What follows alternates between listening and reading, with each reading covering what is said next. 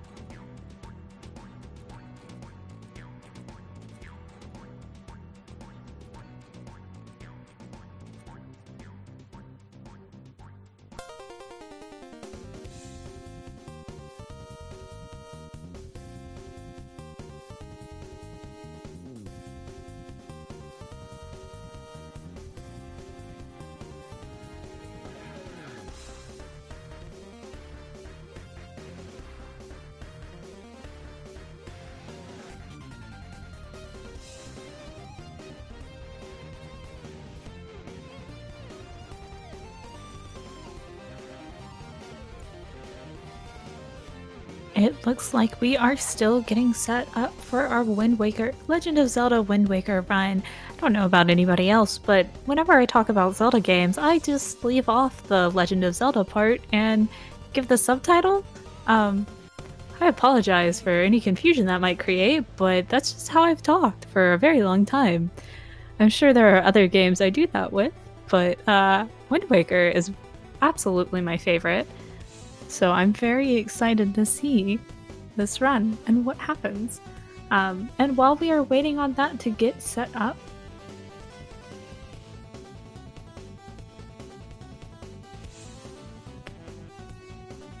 everybody knows we are here at Corathon. Corathon is a mutual aid fundraiser raising money for Cora. Cora is a friend of the community who is looking to move to a place who will accept her for who she is. Due to the anti-trans legislation in the state of Texas, Cora needs help with moving expenses so that she can safely move to a state with LGBTQ plus friendly laws and communities. We are here putting on this marathon to support and provide for a trans friend in need. And we are so grateful for any donations that you can provide to help. Type !donate in chat to donate. So far, we have raised over $4,000, which is amazing.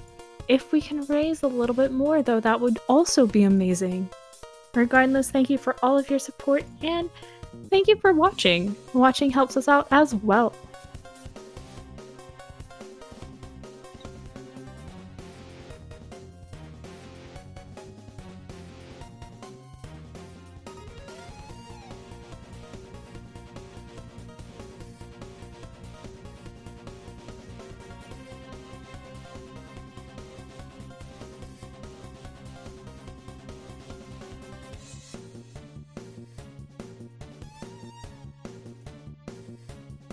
Our donation total is currently sitting at $4,020 thanks to your generosity.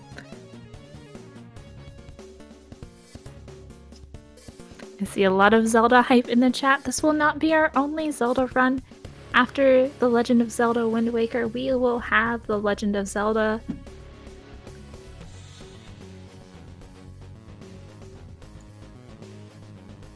Breath of the Wild. For a second, I wanted to say Legend of Zelda Link to the Past, but that is not correct. Legend of Zelda Breath of the Wild will be up next, run by Player 5, and Metroid Dread will be run after that, run by Root. And our finale is The World Ends With You Final Remix by Kuro Asterisk. Those are all great runners, and I hope you stay tuned. I know it's going to be a little late for those of us on the East Coast, but those runs will be worth it. So keep watching.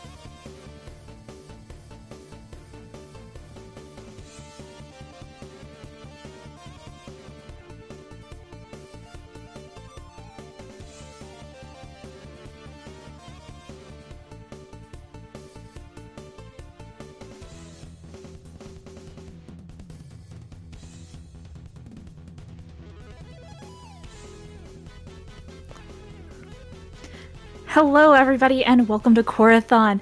Our next run, The Legend of Zelda Wind Waker by HalcyonHaley, is ready. Whenever you are ready, Haley, take it away. Yes, for sure. Thank you so much. Thank you so much. We will start the run. We will start the run in 3, 2, 1, go. Okay. Hi. My name is Haley. I'll be running the Wind Waker. Joining me on commentator is EJ125. Hi, EJ. Hey. Very exciting. Yes. We have kind of a exciting run, a really challenging run. I'm gonna do my best to execute everything as well as I can. And yeah, but it should be exciting and cool. For the first 30 or so minutes, it'll be pretty chill. We're just gonna go through the prologue because this is any percent no MSS, and that means we cannot do the manual super swim. Which if you are familiar with Wind Waker speedruns, that's the trick where they jump in the water immediately after this cutscene here. They start pausing a bunch of times to Dragon Boost. That is banned in this category. Because of that, we have to do outset and some things in a sort of glitchless way. Like I said, about 30 minutes. After that point, the run starts to pick up quite a bit. So, yeah, but for now, it's pretty relaxing. Pretty relaxing outset vibes.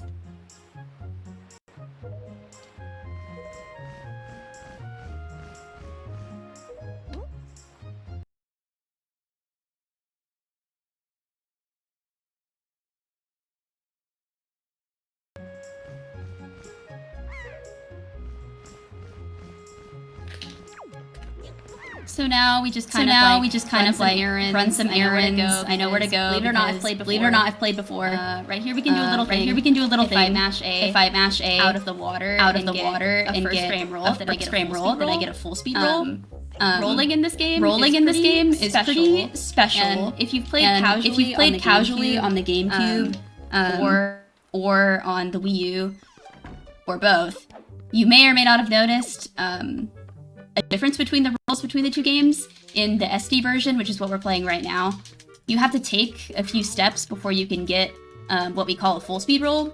So rolling is kind of, it's a bit nuanced in SD, which is why I, like it in this version of the game.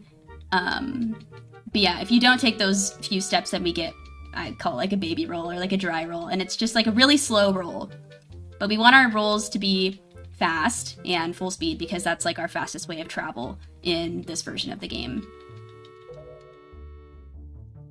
Yeah, and for the first, I think she mentioned this, but this is no MSS, so the first 30-ish minutes are gonna be pretty casual. There's gonna be 2 main speedrun strats we'll see, or I guess gimmicks we'll see on the outset here. One coming up relatively soon, but yeah, for the most part it's gonna be pretty vanilla until we get the Wind Waker. And she save warped right here, because immediately our next objective is to go back to get the telescope. And if you save and quit and reload the file, it just puts you back quicker. It's way faster than just walking all the way back, and we'll see that a couple times. Yeah, it's really convenient on outset because our save warp point is at the bottom of the watchtower, and that happens to be just a really convenient location for all the errands that we have to run.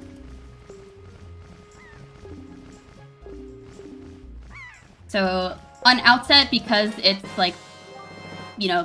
glitchless mostly, we just have some slight optimizations, and one of my favorite ones is, oh my god, coming up when we fight Orca, for the sword tutorial. But for now, just telescope stuff and cutscenes.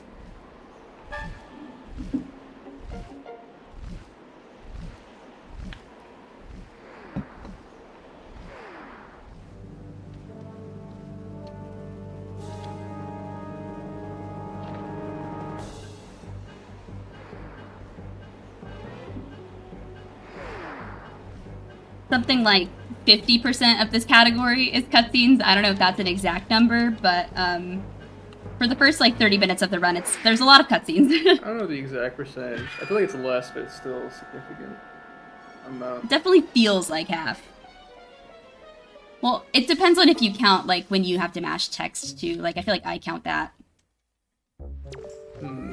I do not think I do personally.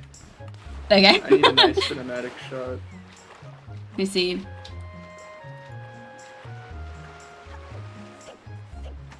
I got my cute little full speed roll there again.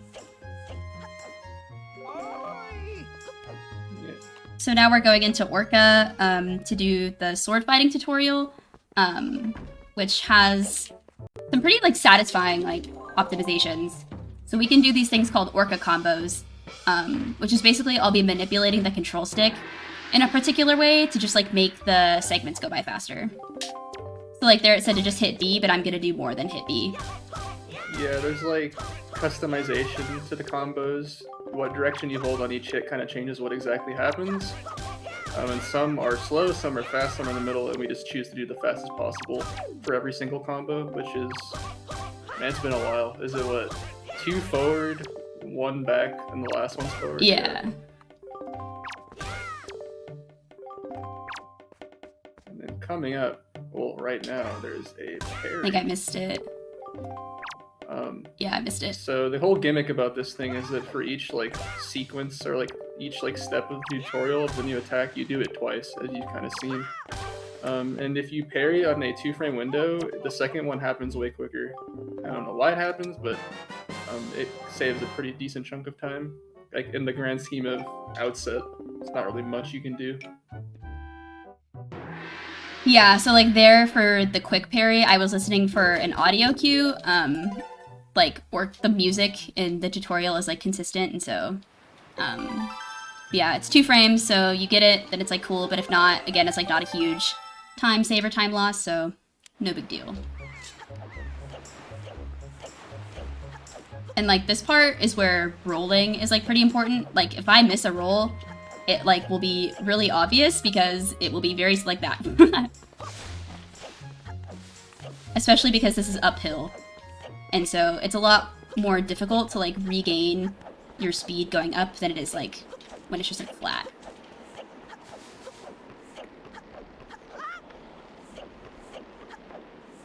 And for rolling in Wind Waker, I think it's like you have 2 frames in order for your roll to be optimal. Yeah.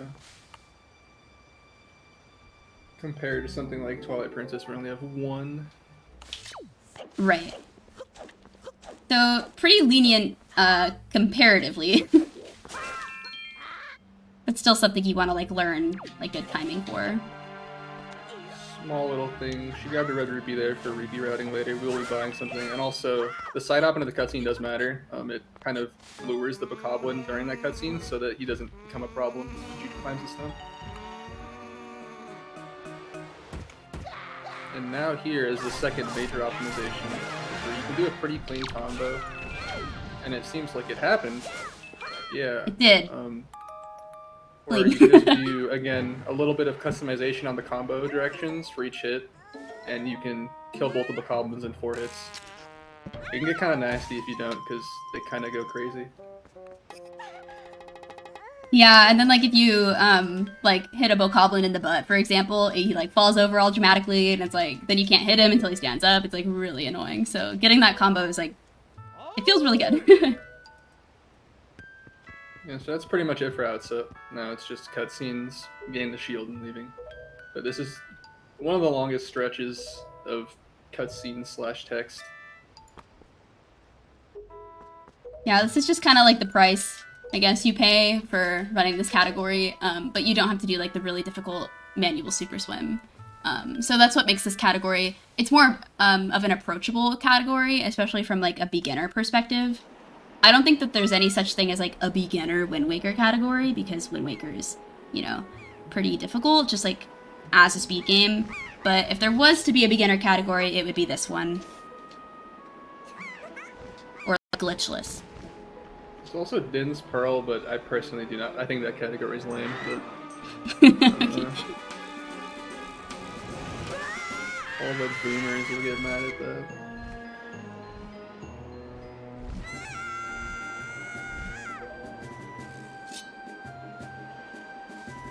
Is now a good time for some donations?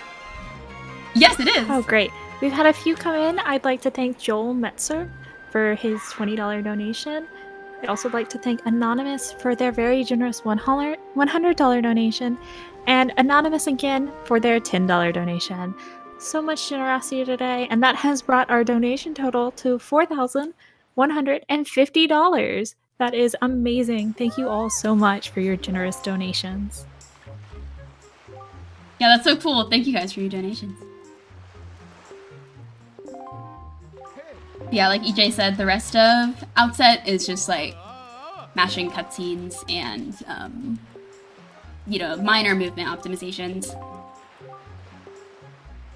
Forsaken Fortress 1, which is coming up after we get the spoils bag, is a bit more exciting, because if you have played Wind Waker, you might remember that as like the really scary, stressful stealth portion.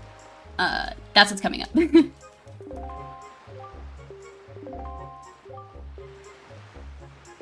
Oh yeah, I guess another thing to note is we run on the JP version of the game because the text is like way faster. And by like way faster, I mean like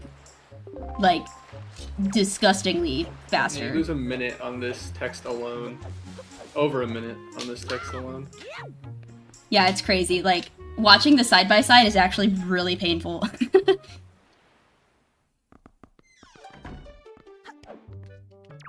And because, like, especially in no MSS, where there's so much text, it makes a huge difference.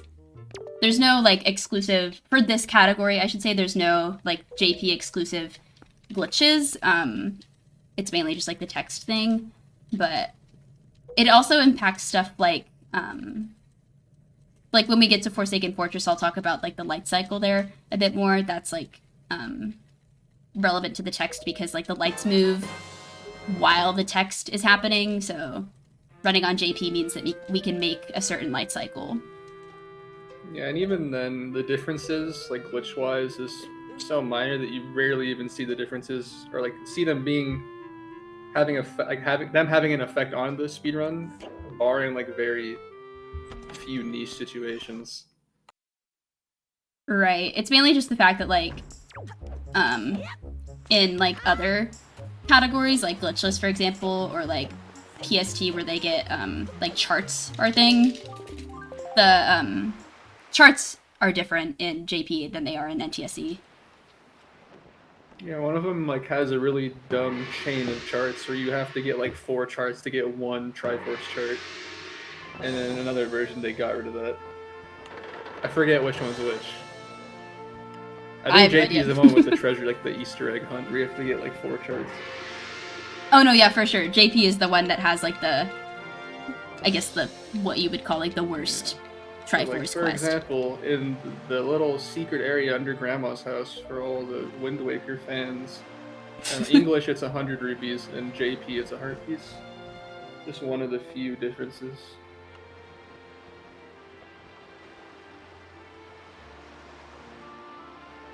Yeah, so sometimes when people are playing, like, if they're running glitchless for the first time, they might, like, go under Grandma's house thinking, oh, it would be, like, really good if I got these, like, rupees to help with my rupee routing. It's like, no, actually, it's a heart piece. And they're like, huh? When they open it? It's pretty funny.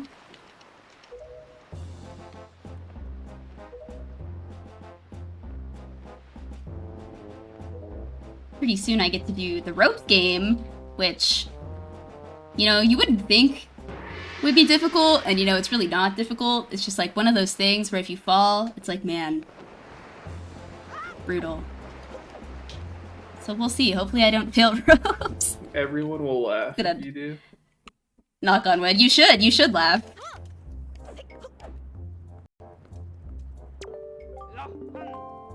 I won't laugh. I remember how hard those ropes were.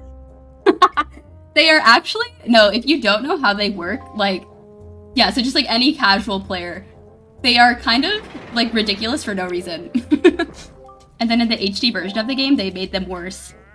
They made them worse? They made them worse in it's HD. Subjective, but I think most GameCube or SD runners agree that they're worse. Yeah, speedrunners are gonna agree that they're worse, because, like, what we'll do, is as soon as I grab the rope, I'm just gonna, like, mash A to jump off the rope. But in HD, like, when you mash A off the rope, sometimes you just go in, like, a wild direction. It's, like, crazy. But here it's more consistent, so.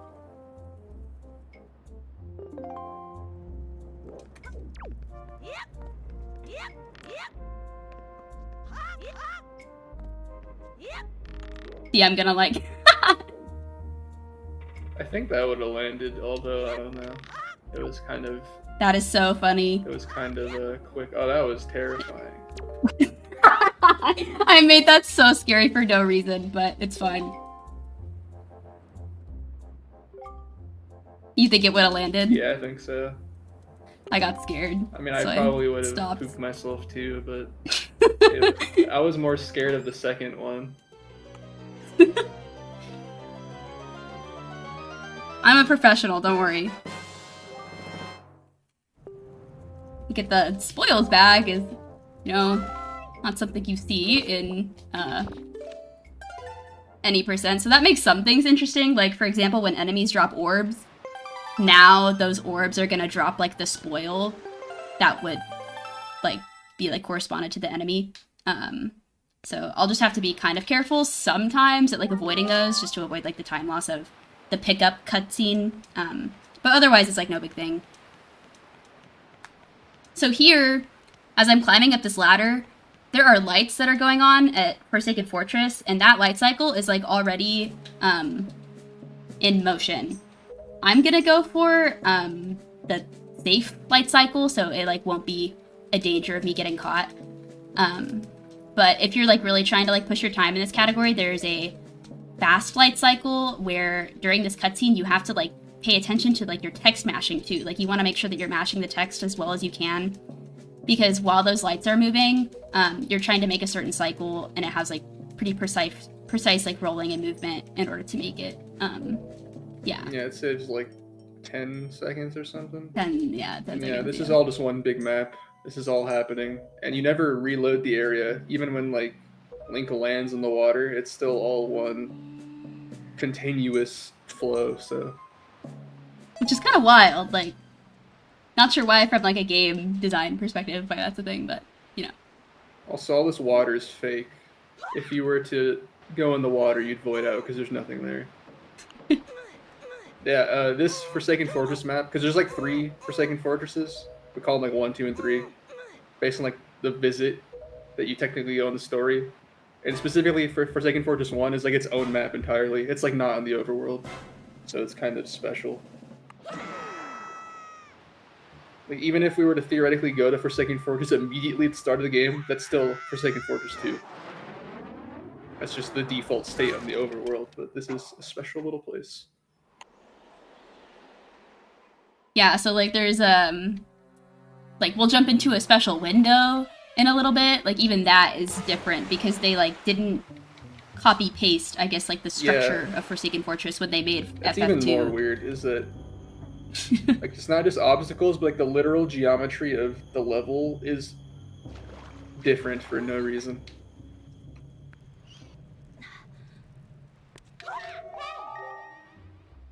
Hitting this trigger for the Gossip Stone is actually important, so that we are able to get the bombs on the pirate ship later, because you can actually easily like skip this trigger, but we are gonna pick it up because we want the bombs later. Someone came in the Discord recently, like a casual person, and they skipped this on accident and they locked themselves out of bombs. And yeah, honestly, no clue, because you would have to go. You can climb the I mean, rocks, you can easily skip it. But like, I feel like there's perfectly good stairs there. Like, why would you? But also, yeah, on the JP version, this is actually one difference. That trigger's a lot smaller, and you can literally just side hop over it. That is something on the JP version. In the English version, it's a huge trigger, and you can't do that. But yeah, there's like rocks near there, you can literally just climb them. And here's the window jump. That's what she mentioned earlier. It's only a little scary, because if you fall in the water, then it's like, oh, have to roll up all those stairs again. Yeah, Coco, you can side hop it on JP. Not on... I don't know about every other version, but at least English. And also another fact is that there's a sword trigger there too. That's another thing. There's 2 triggers there. If you're familiar with the game, there's the sword at the end that you like retrieve back from losing it, and that doesn't appear unless you hit that trigger down there. And another small thing is she killed this bokoblin not because for fun, but because it's actually required. There's spotlights later, and that specific spotlight blocks an important spot we need to go through. Shoutouts to that rope. Super swims are allowed. I guess in the only category they're not allowed is glitchless or bug. Yeah, it's called glitchless now. But yeah, this is just any % no manual super swim. And manual super swims are different than what we call, like, I guess, conventional as normal super swims. So those are allowed, but like manually starting one with pause buffering or really fast flicking of the stick is banned.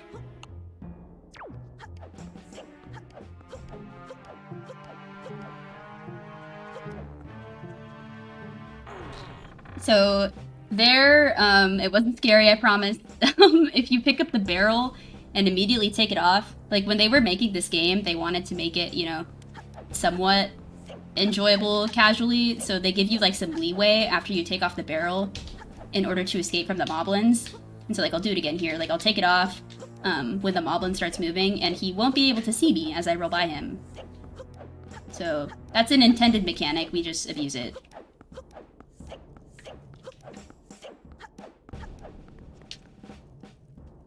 And here, it's just like another binary thing. Instead of just like holding left on the control stick to sidle, I'm mashing left on the control stick to do what we call like quick sidling, and it makes it slightly faster. It's also incredibly complicated, like how it works. It makes no sense. Oh. The only way... I have no idea. I mean, the only way that someone who tested got to be fast was literally just brute forcing combinations until they got the fastest one. Wow. Yeah, for us, we just kind of mash and hope it is faster. Here I'll do another Orca combo. It just happens to be the fastest way to kill the Bokoblin.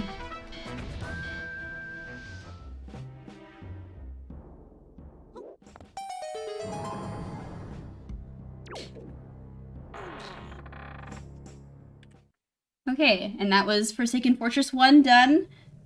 We're almost to the part where we start breaking the game a little bit more. But just a few more cutscenes between now and then. So sometimes, like, we'll be at this part of the run and we'll be like, oh, I get to start my speedrun now. Do we dare start explaining layers? That's all you. I guess now is an alright time. Sure. So, now that we've kind of gotten out of the introduction per se, we still have to get the sail and then get the Wind Waker vanilla by sailing to the RI, Dragon Roost Island. But after that, it's pretty much just like an insane fetch quest to get every single item we need as quick as possible. And one of those is bombs, and bombs is pretty interesting. So as Haley mentioned, getting the Gossip Stone earlier, that sets the pirate ship state to being the bomb state. So next time we go to the pirate ship, it will be ropes 2 for bombs. The problem is getting to the bomb ship, or the pirate ship, is kind of complicated. There's two main ways to do it. There's a trick called Greatfish Cutscene Skip.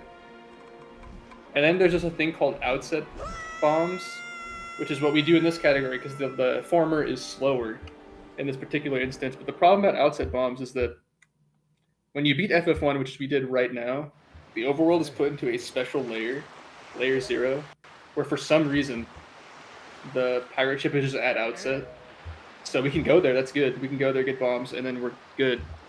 But if we were to ever reload the overworld, what happens is that the layer is changed back to like the normal layer. It's not the special Layer 0, and then the pirate ship is not there. So that's kind of the big, I guess, scary failure point if there was to be one, because normally you shouldn't fail anyways. It's not too crazy. But should there be a mistake to the point where the overworld is reloaded, then that option is off the table, and we have to do Greatfish Cutscene Skip.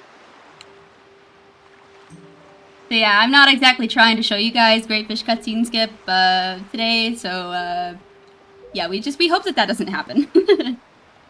Yeah, there are niche ways to get back on that special layer, but it is not applicable or important to this context. Yeah, very convenient that for some reason Layer 0 exists and we're put on it after this like, I don't know, beating FF1. Also, beating FF1 spawns Coral, that's important too. If you don't beat FF1, he does not exist. And Coral is the boat, King of the Red Lines. We need him because we need to sail one quadrant. That, and actually he's also, with current knowledge, well actually that's not entirely true, but with current human capabilities is actually required to beat the game too. Oh, really? The Courtyard cutscene in Hyrule 2, which we'll see later, crashes if you don't have Coral. And yeah, it's possible to avoid that, but it is very, very steep. Nice text. Thank you. I just wanted to say hello. So now we're just collecting the remaining rupees, 80 in total, buying the sale, and we're leaving immediately. That's all we need.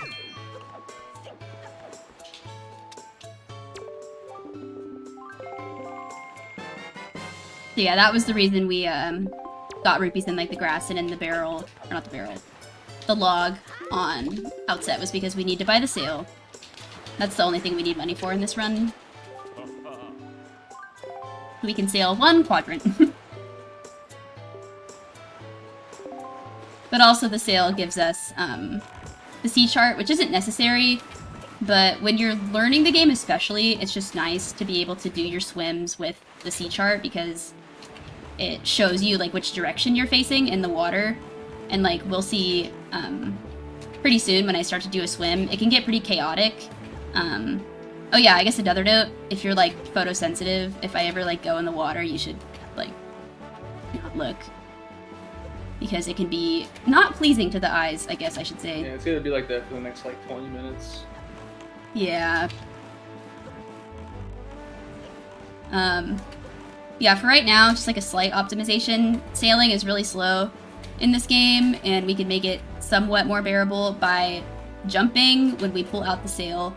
And because when you pull out the sail, you get a speed boost, and then if you jump, you like keep that speed boost while you're in the air. I'm gonna try like not to hit that barrel. But yeah. There's also sail pumping, which I'm terrible at, so I will not be doing that. This is supposed to be the fastest way anyways, but it can be a little more complicated.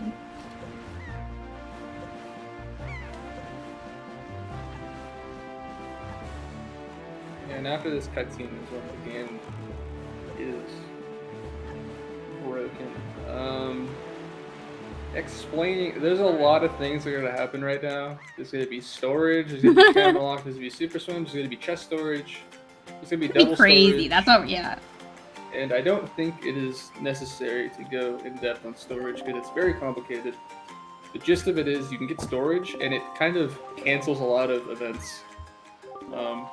For example, we'll see later, if you pull the Wind Waker with storage, you get camera locked, obviously super swim, you can store chests, you can store NPC text, and it leads to a lot of... It's basically a very versatile glitch. There's a lot of different applications, and we're going to see a lot of those. The way you get storage is doing a Wind Waker dive, which is by pulling the Wind Waker on an area where the camera snaps, and with the way the camera snaps, it kind of pushes you off the ledge, because Link turns around or something, and you dive, and then you can cancel Wind Waker 3 frames before you land, and then bam, you have storage. And again, a lot is going to happen right now, so... I think this is more of a visual learning process than just naming random tricks. But I can kind of give a play-by-play while it's happening, I guess. So, bam, got the Wind Waker. Gonna get storage, very important. Yeah, that's the Wind Waker dive I was talking about. It's the rock, in this case, that's pushing us off when we snap around with the camera angle. So now we got storage. We're gonna go store Coral's text. Coral's kind of special too with his text, but that's not important right now.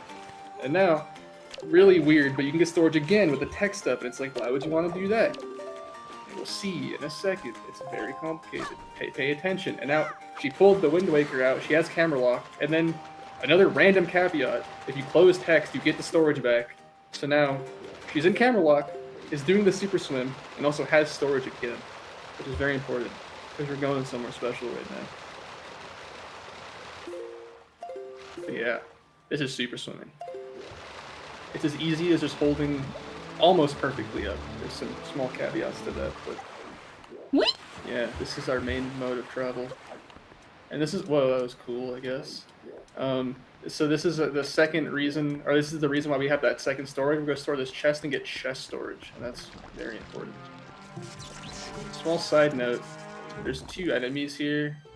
Should they hit Link, it'll actually eat the storage because of the electrocution. But after the fact, it doesn't matter.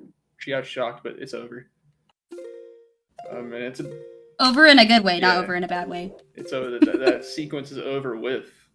Oh my god! Okay, I was getting a refill. And now it's dark. So we stored that chest. The reason why it's dark is because there's 3 types of chests. 2 of them have like a dimming effect when you open it. And that's the main reason why this happens, because you cancel it on like the first frame and that dimming effect never goes away. Or like darkening effect never like dims back to up. So yeah, it'll turn back to normal when we leave the quadrant. And now we have chest storage. What doing that is that when you open a chest normally, Link like climbs inside to get the item, and that actually happens in the game. And to make that happen, they change his hitbox, and by canceling the chest, we keep that changed hitbox. And one thing about that is that we can interact with collision kind of weird, such as getting air refill randomly from this pole.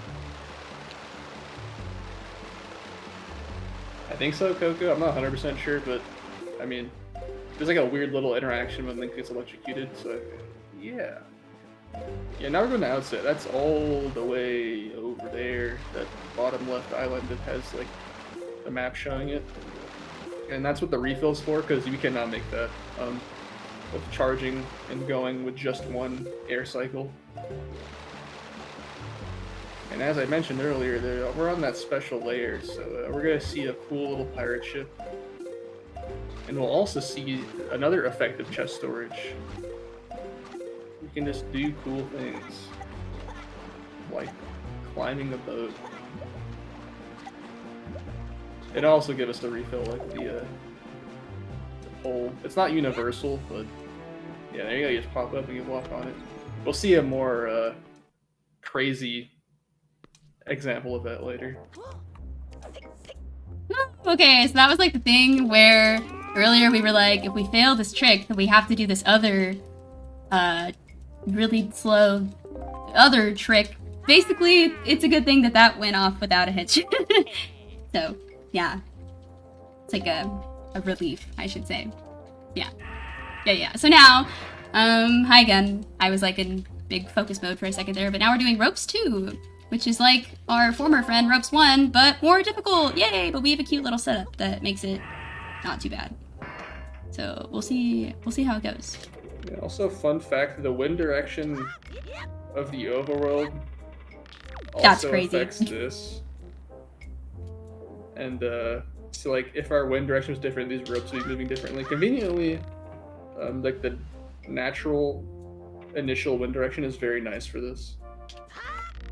There is a category where specifically, I think it's glitchless, where you change the wind beforehand because it's so bad. And also because it's helpful later for other things.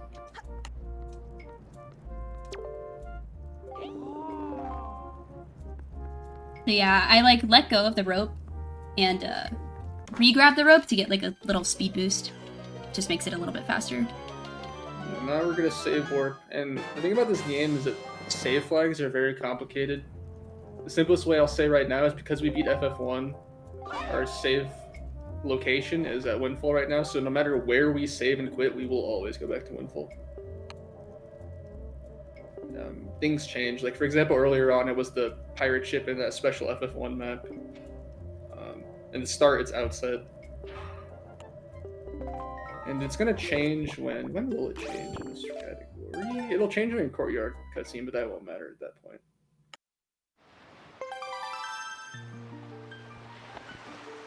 Okay, now it's leaf time. Oh boy, okay, so double storage is something that happened earlier. And now it's going to have a different effect. Before we got double storage so that we can go store a chest somewhere else. But now we're going to use it to eat a cutscene somewhere else. So, the thing about this game is that in a lot of, like, main islands in the overworld, they like to show you, like, a nice panning shot when you first go there. And the thing about those cutscenes of the panning shot is they don't end until the panning shot ends. And when you're in something like this called camera lock is very stubborn, so it never gives the camera control over the pan.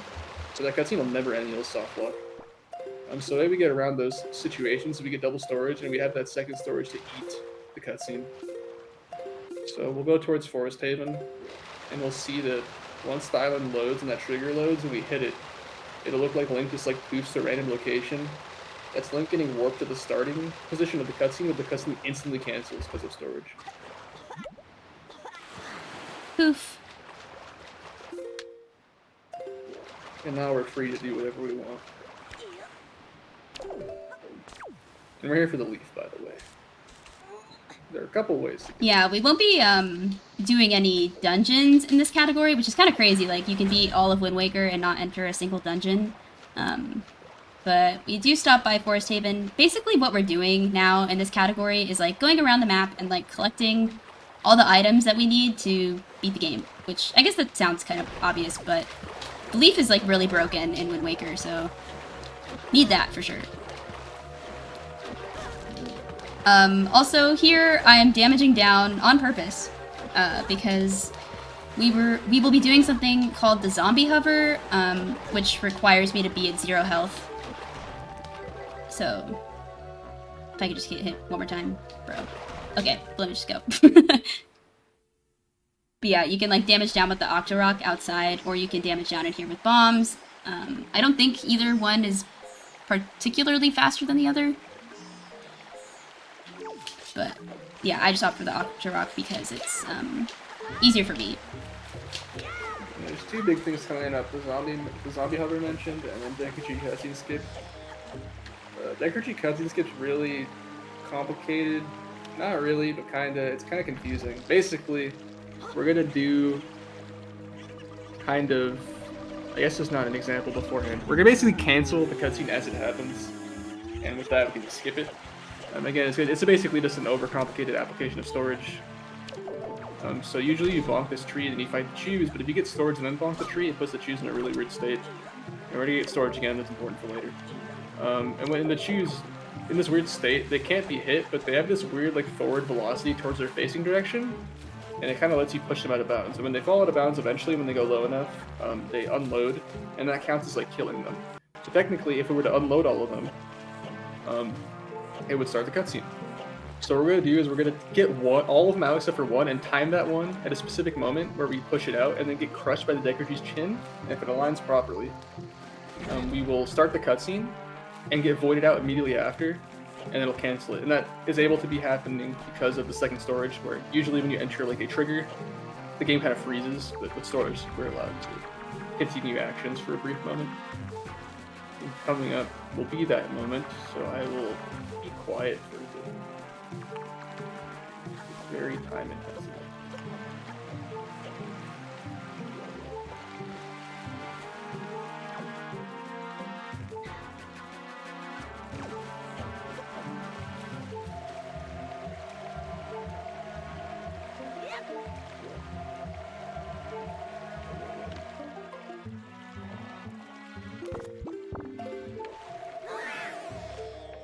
Should be good. Yay! Okay, that's, yeah, cool. If Link is standing up in the water after you do that, then you know you got the cutscene skipped, which is cool because that saves, what, like 2.5 minutes? Saves like 50 seconds. It loses like 2 minutes. Oh, losing! If you fail it, it loses like 2 minutes. And now we're gonna zombie hover. Based on... I'm slightly delayed, but it seems like it works. So yeah, the way that kind of works is when you die and like are standing up, there's a 10-frame window where you can input something, and you can input a jump attack, but the game knows you're dead, so it kind of tries to cancel the jump attack, and it does on the first frame, or after the first frame. But even so, if you were to mash fast enough, those first frames combined allow for infinite height gain, well, barring your environment. But theoretically infinite height gain, because you can just chain them forever and ever if you can mash fast enough. And that's what we're going to do to get the leaf that's up here, because if you're not familiar, there's a grapple check here. You can see it in the bottom left corner right now. Or coming up. I guess I'm slightly... It'll work out, maybe, I think. It's the little pole thing. I don't know how delayed I am, but yeah, it's there, and you can't get past that without the grapple. Well, we don't got that, so we didn't go to DRC. And it's okay that, you may notice, like, we're dead, and we're going to die. And that's not always the case, but in this case, it's fine. We just need to leave and get out. Yeah, if you could hear all my, controller noises, I don't know if my mic is picking it up, but I'm, like, trying to mash, like, fast. Yeah, you have to mash, like, what, 11 times per second or something like that? Yeah. In order to, like, continuously gain height. I don't know, maybe, is that, like, too high? I think that's fine. I don't remember. I think 10 is probably fine. I forget, like... 10, yeah. I used to know the thresholds. I don't remember anymore. Yeah, that's the leaf. Next thing is the quiver. We're gonna get double storage here again. Similar applications the first time, we're gonna store a chest so that we can get into an area with that altered collision in an unintended way. This storage spot's kind of annoying because it's, as you can see, it's on a moving landing surface, so it's never the same timing every time. So it's not your standard storage spot, and you have to do it twice. And on a text box limit, because to get double storage, you need to be able to do it before the text box goes away. Which is annoying in this spot, because Coral only gives us one long string of text, and after that, you have to get one try every time before you have to go back and get the text again. Yeah, so thankfully I was able to do it before clearing Coral's text box, because then I would have to use the mailbox, and you only get, like, one attempt with the mailbox, so... Conveniently, there's a chest in the bottom right corner of the map, which is pretty close, and also, double conveniently, there's some collision we can get some refills on. Actually, not super important in this category, actually, but important in other categories, and it can be important in this one if you're playing a little bit safer. But yeah, this is just a convenient chest, and it's good for long-distance swims because of those refill spots, if you were to need them. And this chest is different, and this will not give us the dimming effect that we saw earlier. It'll be normal.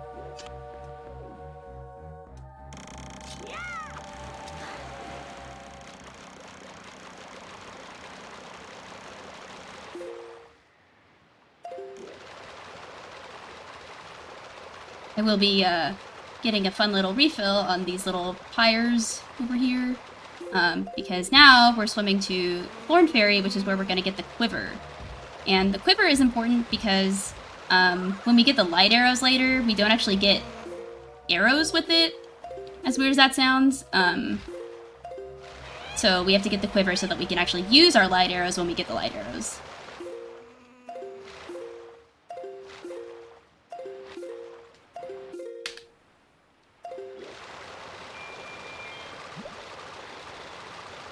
Because we have chest storage, we're able to just walk through collision at this ferry island and get inside, because there's vines that you need the skull hammer to get rid of. You can technically swim into it before it loads, but it's not really something that people go for on purpose. Well, like, as the main method. So, theoretically, you could skip chest storage here and just do that, but... And it saves a lot of time, too, but it's just not something that's realistic. I mean, it's like one of those things that's like borderline realistic. Like, if you were trying to really push this category, like maybe then you would go for it, but yeah, the time save isn't like so significant that like in any regular run you would go for that. So yeah, we just get chest storage, so we can just like use that altered hitbox to just walk through the fairy island. And save warping out of here puts me on the island still, which is good because I need to get storage again. Not double storage though, we just need one storage so that we can do one more swim. Well, two more, I guess, but this storage spot is special. Yo, what's up, Sor? Yeah, it's peg storage. So it's kind of weird. It's the only way we can get storage though. Yeah, you have to like roll at the peg, and pull Wind Waker at like a precise time, and then also, you know, on top of that you have to hit B at the right time, so yeah, it can be silly, but didn't give us any difficulty today. Yeah, now we have every item we need on the overworld, so now we're just going to try to get to the end game as fast as possible. The quickest way is beating FF2, so we're going to get there as quick as we can, but first we're going to take a pit stop here for a chest, because it's way easier to beat FF2 if you have chest storage. Because conveniently, when you beat FF2, it takes you to Hyrule, and because of tricks that we'll see, we're able to beat the game on that first visit to Hyrule. Well, technically it's the second visit, but first visit that we're going to see. Real quick, one question. What is FF2? Yes, that is Forsaken Fortress 2. When I was going on that rambling earlier about there being 3 Forsaken Fortresses, we were at the first one earlier, Forsaken Fortress 1, when we did like the stealth mission. And now, when we go back to there, it'll be 2. So Forsaken Fortress is shortened to FF, usually, in the community. And then we do 1, 2, or 3, depending on what visit it is or what state the area is in. Good question. And we won't see FF3 this run. It is not important. Right now, like, I guess like from a beginner perspective, like Dark World swims can look kind of scary, but if you see in the background, I can see like the cyclones in the water, and so that's what I use to be able to tell which direction I'm going in, and like if I have a good up angle like for my super swim. Okay. Sometimes you can swim up the reef, and sometimes you can clip in the reef too, because like our hitbox is like really weird because of chest storage. So yeah, sometimes it gets a little funny, but when you swim up against the reef with like a lot of speed. But that was fine because we didn't actually go in the reef.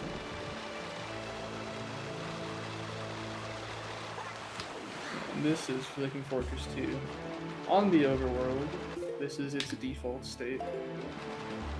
And because we have chest storage, we'll just literally walk to the end. You'll see how in a second. But usually there's like a boss fight here, it's an item we get, stuff. But nah, it's okay. So let's clip in and then we'll literally walk up all the walls. Yeah, nothing crazy here. Just, you know, why didn't you do this in your casual playthrough? And I'll walk up one more wall. And so this kind of makes the whole like Forsaken Fortress 2 thing like laughable because we don't do any of it. And now there will be no more super swims. Yeah, so now yeah, I guess like for me when I'm running this game, this is like a big like like sigh of relief point because like done with all your swims. The tricks are still hard, but not to the point where like if you fail it, like drowning in super swims is just like really punishing like time wise. And you know, like if you're speedrunning, you don't want to lose time. And like with the added pressure of like for example, when we were swimming to the pirate ship to get bombs, like that added pressure of like if you fail that swim, then you know the run completely changes because you have to do like this whole other trick to accommodate for it. So yeah, so this cutscene is really relaxing for me. And the next like few tricks are like my favorite tricks in the run. So this cutscene's also very significant. Not necessarily the cutscene itself, because you can skip it and still get the flag, but the flag this cutscene sets is very important. There's a thing in this game called animation sets. There's animation set 1 and animation set 2. Basically, the first half of the game's cutscenes use animation set 1 for the most part, and the second half uses animation set 2. And if you enter the cutscene with the wrong animation set, you crash no matter what. So, with current knowledge, you cannot beat the game without animation set 2, so it's very important that we watch this cutscene. It's also convenient because this is where we want to go anyways. Right, yeah, I think that is the nice thing about this category, is that like chronologically, like everything makes sense. Like, I think even from like a casual viewer perspective, if you watch this run, you're like, oh, it like makes sense to like do those things in that order. So it makes learning the game nice too.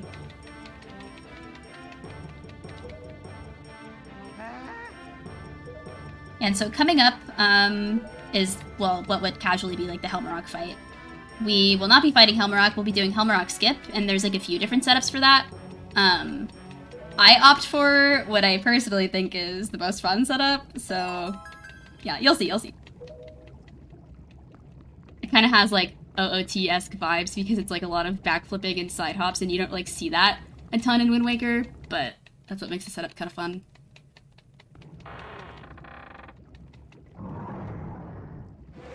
Also a really cool swim you can do here, but it's beyond the scope of what we will see here.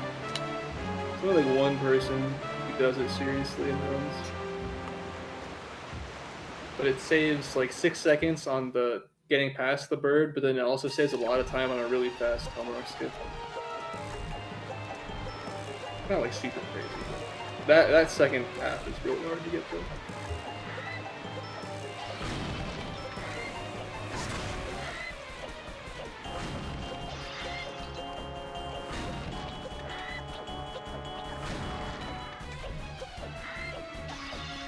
So normally you would have to use the hammer to hit Helmarok when you get up to the bird's face up here, but we can just leaf around, so I'm gonna do that.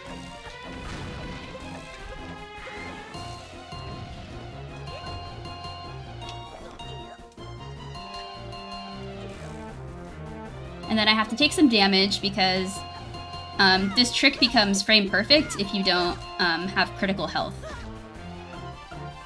And so if we have critical health, Link's hitbox changes, and so that makes it pretty free. And critical health is just a heart and a half or less, where you finally hear like the beeping noise, the classic low health beeping noise.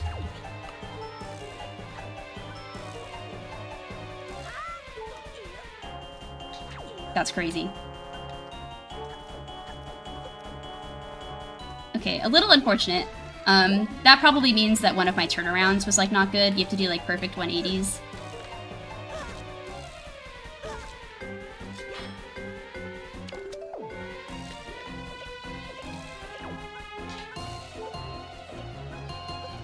My gosh.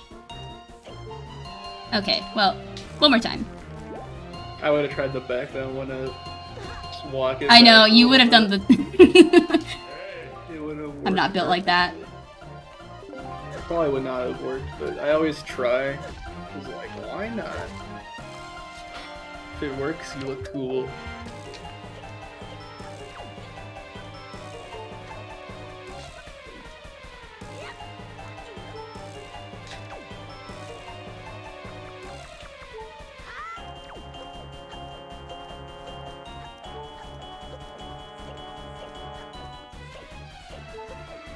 Okay, so no big deal. Luckily, they conveniently put some rocks in the arena that drop hearts. I guess, yeah, like casually, if you're fighting Helm Rock, you might need health. And then for us, like, because we need critical health, like, I go into that, like, set up with a heart and a half, so I have to, like, get hearts every time to retry it. But, yeah. Like I said, like, once you're done with your super swims, if you get to tricks like that, it's, like, nowhere near as punishing as, like, failing a swim. Because you can just retry. And then it's, like, fine.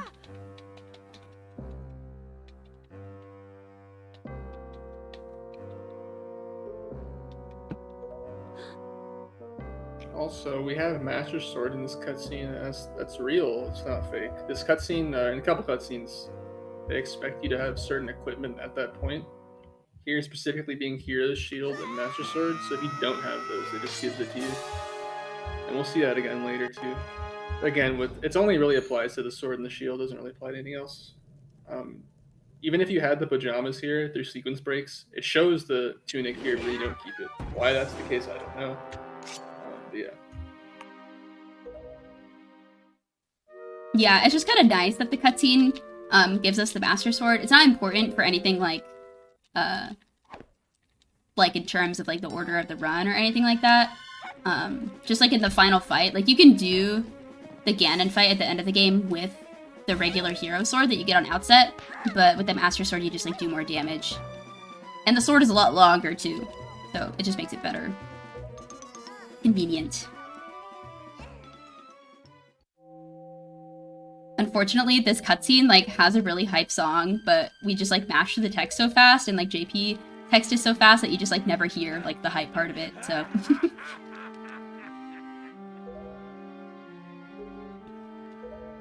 But this cutscene is like our into Hyrule. So now is like what I would consider endgame, because from here we've like collected almost everything that we need to beat the game. We just need to get light arrows, but that's in Hyrule.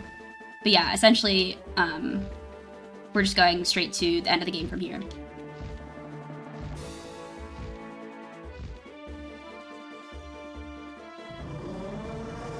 Well, that sounds like people are running out of time to get some donations in to tell us how much they love your run. This is true, yeah, we are nearing the end. We still have a good, like, 25 minutes or so, depending. Yeah, we're definitely getting to the end, though. Chat, I know from prior experience, donating takes a while. It takes a while to get your phone out and then your card and input all the information and decide how much to donate and then type your comment.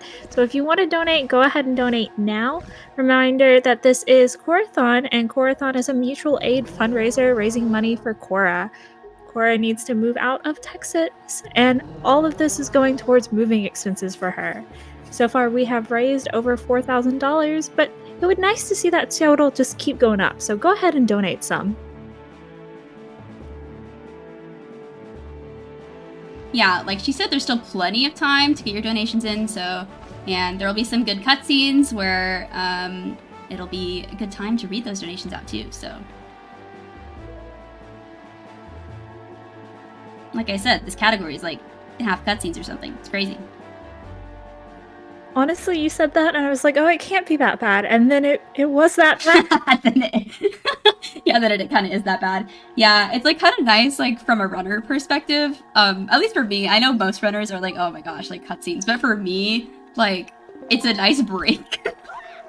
Because I get to a cutscene and I'm like, oh, like I can just like sit and hit A and B for a few minutes while I like regain like my inner peace, my inner zen, before I have to do like the next hard trick. I can't tell if this is correct, but from the sound, it sounds like there's quite a lot of mashing going on. Yeah, there is quite. I was wondering if my mic could like pick that up. Yeah, like, yeah, basically, you do want to like try to be as like optimal as possible, I guess. Like when you're mashing, like you're never gonna do it perfectly. Like it's a 30 FPS game, and if you were to do it perfectly, you'd be mashing at what, like 15, like, you know, button presses per second. So yeah, I'm like constantly mashing, even like at points where like I'm not supposed to be mashing. It's just kind of like a habit, like in a cutscene, to just like keep mashing A and B. It's soothing in a way too. I don't think I ever looked at that statue, but he's such a tall, long boy in that statue. True. So here we're doing one of the more, like, I guess, iconic tricks in Wind Waker, which would be the barrier skip. And we're doing the bomb push version, so if I could get damage canceled. This is frame perfect. You have to pull the Wind Waker on the frame that you, like, stop taking, like, hit back from the barrier. Yeah, now we're gonna do a very precise set of movements and inputs to get into a very specific position and angle. Because this trick is very precise, so it looks like we're just doing random things, but it's all important. And lastly, when Link pulls a bomb and you press B to drop it, it pushes you. Like, actors in this game just push you. And if we're to do it in a certain way, we can actually get clipped through this little vertex in the barrier. The thing about this, though, is that when Link holds a bomb above his head, he kind of sways back and forth, and that animation frame does matter, so we specifically pause buffer with a camera cue to get that exact framing too. So this trick requires perfect position, small leeway, perfect angle, like 16 units of leeway, and then a very frame-perfect, precise bomb drop on the right animation frame, which was done there. It's not as hard as it looks, but it is fairly complex. Like, it's precise. Yeah, it's just like, when you start, or at least when I started learning barrier skip, like, the biggest issue for me was, like, not the precise setup, but it was, like, the bomb drop, I think, is usually what people struggle with. Because, like, you pause buffer it because you want it to be, like, on the precise frame in Link's animation. And so we pause buffer it, but you still need to, like, have the correct timing, like, out of the pause, which can take a while to learn, because, like, you basically just want it to be muscle memory, so by the time, like, you're doing it in runs, you just, like, you hit B and it just, like, works. Because if you're late on the B press by even just a frame, then you have to redo that whole setup, and it's, like, really annoying, so. So yeah, I think barrier skip is probably my favorite, because, like, that setup that I did is, like, a really consistent setup, and the pause buffering is just, like, really satisfying to do and pull off. Need one more heart. So now I'll be doing trial skip, because we do not have everything that we need to do the trials, and they're slow, so. This is another frame-perfect trick called a roll clip. So yeah, we'll see if I can do that. Yeah, first you'll grab the ledge in a particular way to be partially clipped out. Then grabbing it out of the leaf, and then with a frame-perfect roll input, Link will fully clip out. There are multiple ways to go about this trick. This is the most optimal, though.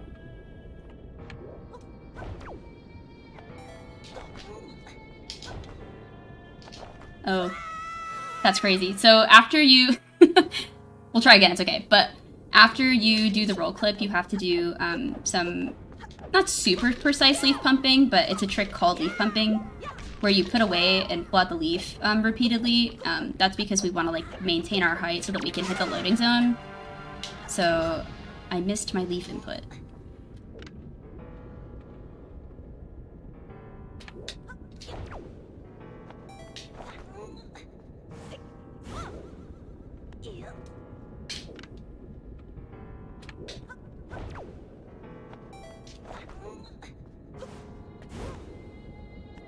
if I do that, that means I'm early on the A input.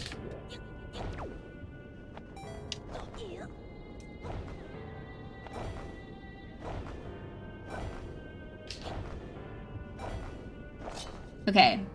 Ooh. That one's a fun one. I promise. So now this is like a small thing, but we'll just like, you know, sidle into the loading zone. We don't need to open doors. Like, it's been a long speed run. We're a little tired. We don't need to open any doors.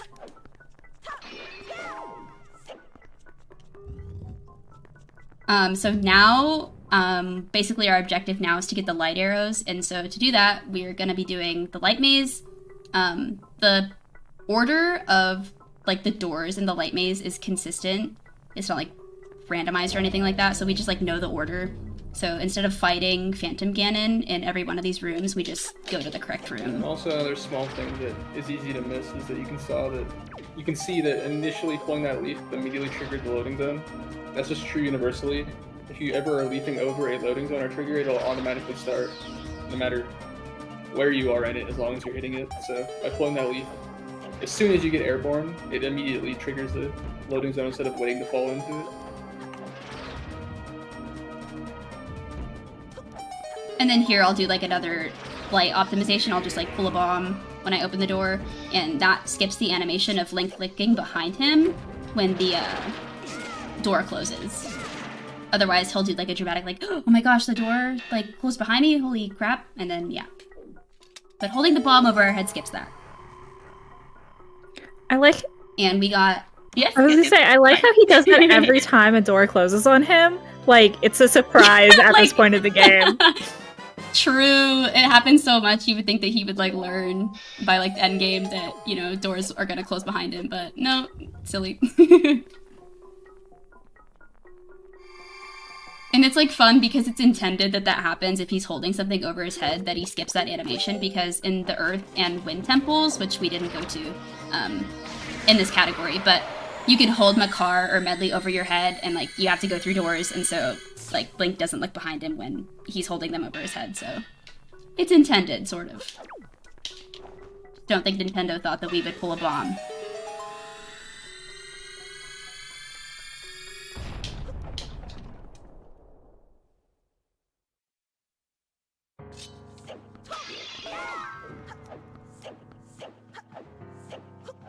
And so now we have the light arrows, which are really powerful.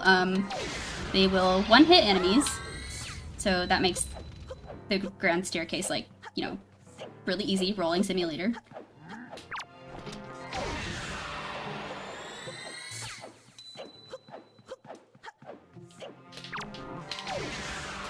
And you'll notice that we have 60 arrows instead of, like, 30, which you, like, might expect if you, played casually. You'll remember, like, the first quiver that you get with the hero's bow gives you 30 arrows. Well, we got the quiver at Thorn Fairy, so that gives us 60. And I missed that shot, so I'll just do a double.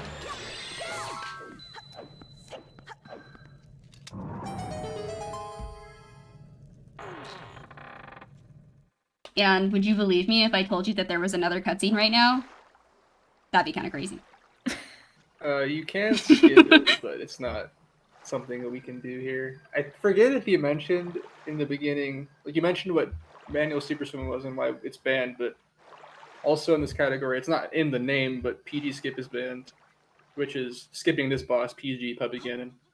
And also Acron Lighting isn't banned, but that's besides the point. But yeah, we could skip that cutscene and we could skip this boss fight, and it's way faster, but just banned in this category. Yeah, and now this cutscene gives us the Mirror Shield and the fully powered Master Sword. Again, like, the shield is, like, not really... It's important for us to have a shield for the final fight, but it's not, like, relevant whether or not it's, like, the Mirror Shield. We just happen to be given the Mirror Shield in this cutscene and the fully powered Master Sword. And so, yeah, PG Skip is banned, which makes this category, again, like, more enjoyable because PG Skip is... probably one of the most, if not the most difficult tricks in Wind Waker. So we'll be fighting Puppet Ganon, aka PG. However, casually, you would have the boomerang, and you would knock down the strings that are like above Puppet Ganon and shoot the tail that way. However, we don't have the boomerang because we never visited the Forbidden Woods.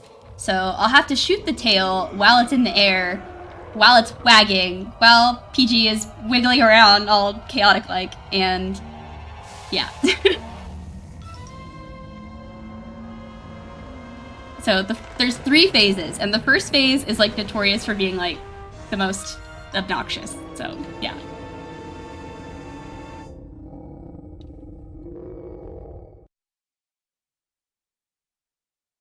There's some RNG involved.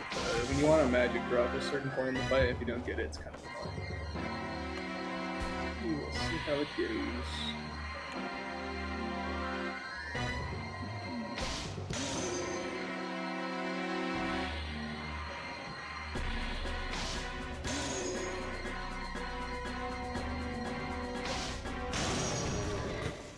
Okay, that was like relatively clean for me, so we take those. If you take too long in the first phase, Puppet Ganon like annoyingly spins around the arena, and then you just have to like wait. Or I guess you could technically snipe the tail like while he's spinning, but it's like way more difficult than what I just did. Then moving on to phase 2, there's some slight optimizations that we can do. I'll go for what's called Crypt Shot. So I'll go for the first shot when he falls, and then I'll try to do a lineup and shoot him while he's like going back in the air. And I got it, so that's cool. Now I really want magic. Please, thank you. I would have liked 2, but 1 is okay. So yeah, while normally you would have to wait for the spider to drop 3 times because I hit Crypt Shot, then it's only 2 of the like fall down animations, so. And then the third phase is really easy because you can literally stop PG in his tracks with bombs. If he, yeah.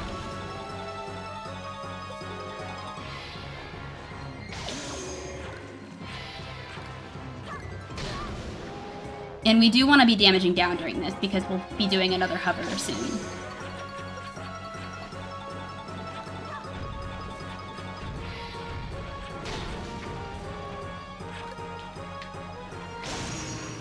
And I was only slightly nervous because there was one time I was doing this fight and I was on PB pace, and the third phase, the worm phase that you just saw, literally left like the arena and waited out or something. Like, he didn't come back, which is crazy. Like, which is really rare. But the collision, I guess, like, he's like bonking against the walls and it like makes it weird.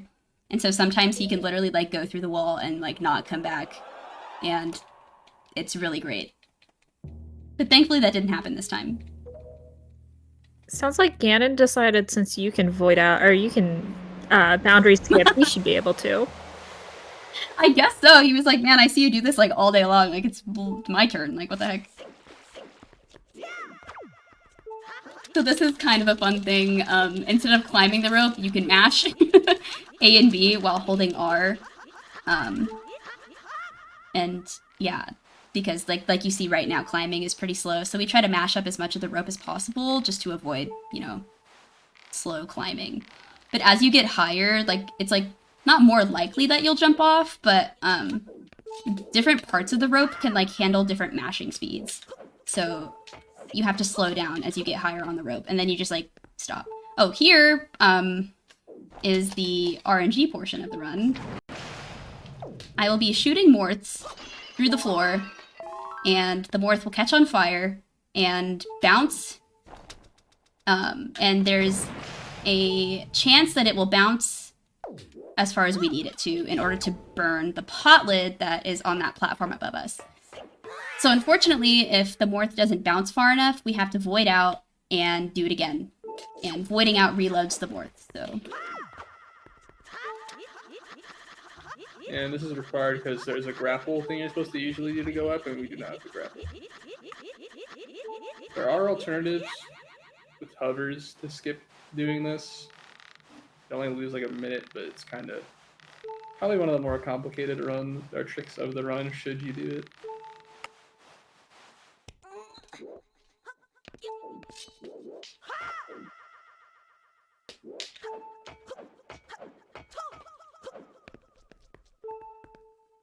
And so here I can tell if it hits the morph because I can hear it make the big like splash noise essentially. So yeah, average RNG would be 3rd try, so this is the 2nd try. Okay, so now we're hoping for average.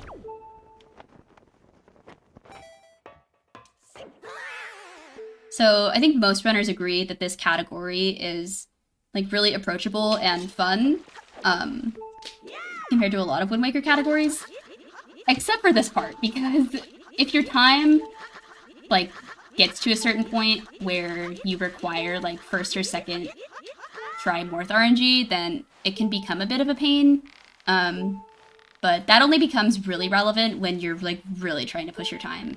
Like, whereas when you start learning, it like doesn't really totally matter like what try Morth RNG you get. It's just like more annoying than anything. Because you just have to go through the same sequence over and over until you get it.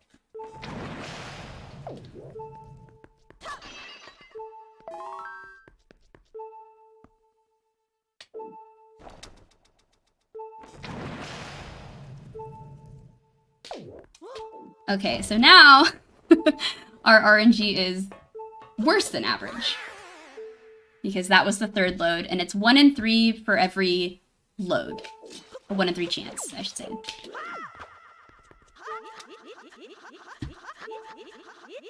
You get really good matching practice, though, while doing this.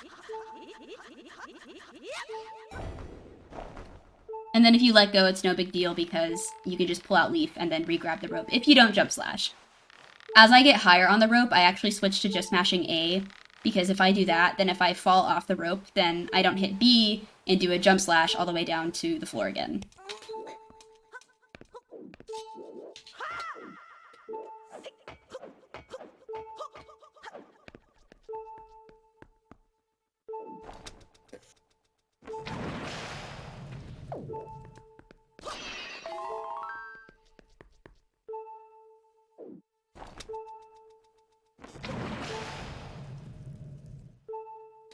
This is kind of wild. I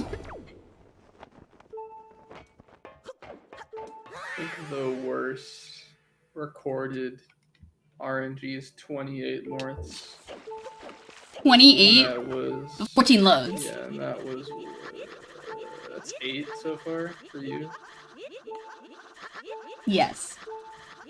This is the 6th load. There are hearts you can get if you need help.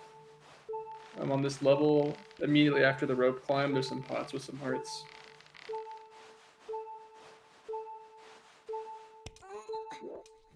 Yeah, so like every time you saw me fill up on magic, I'm just like, I'm hoping that I don't have to fill up on health because I want to be damage down for the Morth Hover that I'm about to do. But if this one doesn't work, then I will be... Okay, great. So, you know, bad, but not awful. So I'll take my last quarter heart of damage. And so now we can just go through this pot, which is the, like, corresponding pot to the pot that we were trying to, like, burn the lid on. So yeah, see, now we just pop up here.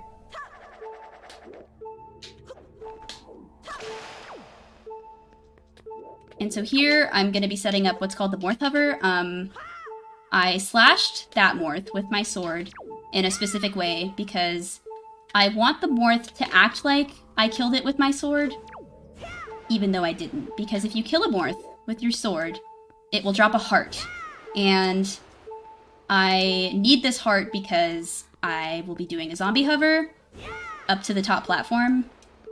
Did that Morth go up? It did not.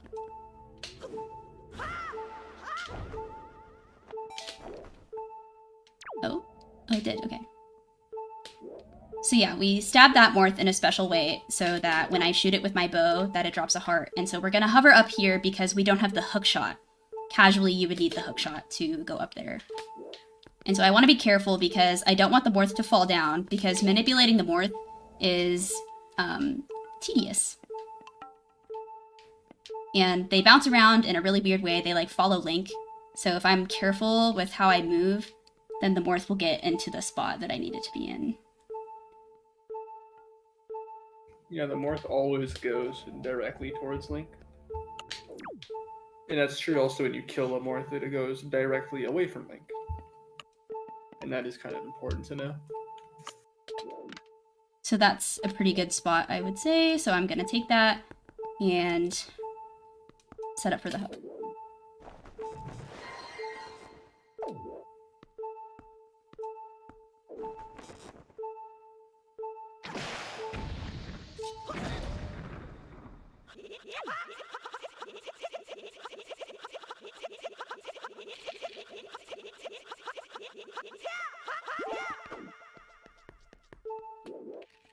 And I took this Morph along with me because I wanted a safety heart. Cool. I probably just gave every Wind Waker runner a heart attack who's watching this right now. Because I dropped my mash a little bit. And like, I didn't, when I, like, shot the arrow, I don't know, my brain did, like, dial-up noises for a second, and I was like, oh, I need to put my bomb down. So, and the heart despawns, so that's the thing. Like, you want to get up there as fast as you can, because the heart will, like if you saw when I was landing on it, it started to blink, and that means that it was about to despawn. And so if it despawns, then I can't heal, and then you have to do the whole sequence over again. So, yeah. So that was really exciting, basically. And so now we get another cutscene where we can, you know, chill out, talk to each other, learn about the game, relax before we have to do the next thing that happens in the run. So we're about to fight Ganon, and Ganon does a full heart of damage every time he hits you. So if you do that hover without bringing like the extra Morph along with you, then you have to do this with one heart, which is really scary because, like I said, like he does a full heart of damage. And there are ways to go through the fight like without taking damage, but it just can be really scary, and sometimes, you know, games are games, you know, like stuff happens where he hits you when you really don't think he should have hit you, you know, situations like that. So we just take a safety heart with us to make us feel a little more secure. And we can go for like the faster strat this way too.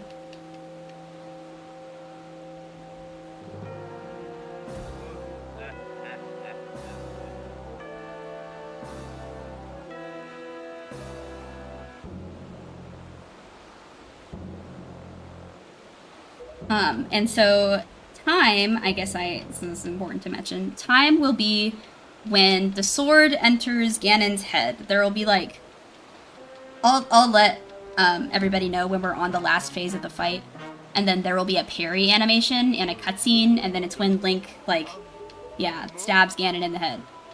That's time. It's really cinematic, you can't miss it.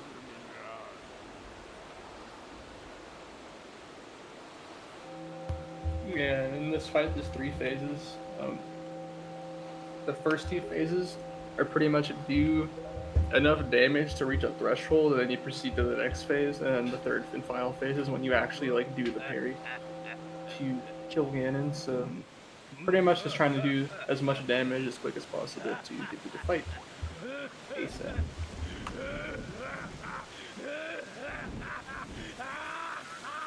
Did somebody say something like really funny? I don't really get why Ganon's laughing right now.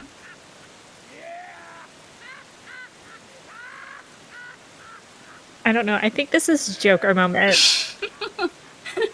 This is Ganon's Joker moment. Oh my gosh. If I take 2 hearts of damage, I'll have my Joker moment, so. I hope that doesn't happen. Super unlikely, but you never know.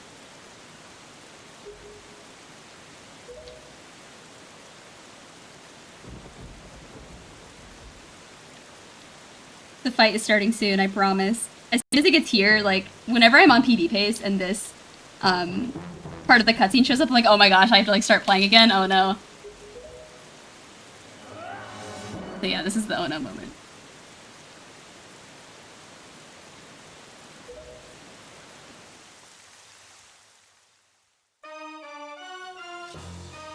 So what we're gonna do is we're gonna let Zelda do her thing. And we're gonna talk to her through Ganon. Backflip into the barrier.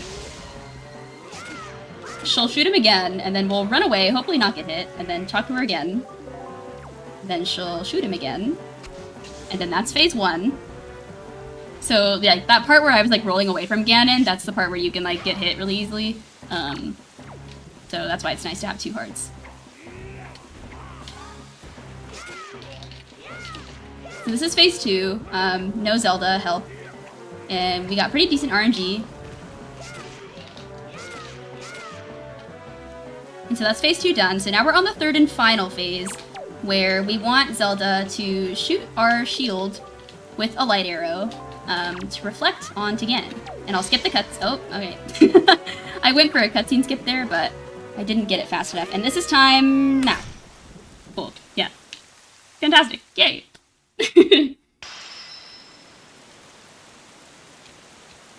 Wow. Wow. And that's, you know, 80% no MSS. And yeah, the run is really challenging, but really rewarding when you're able to, like, pull off all the tricks well. There's, like, phases of, like, learning the game. It's like, oh, you can do the trick, and then you, like, try to do the trick fast. And those are 2 really difficult things in and of themselves, so yeah. I'm really happy with how this went, so.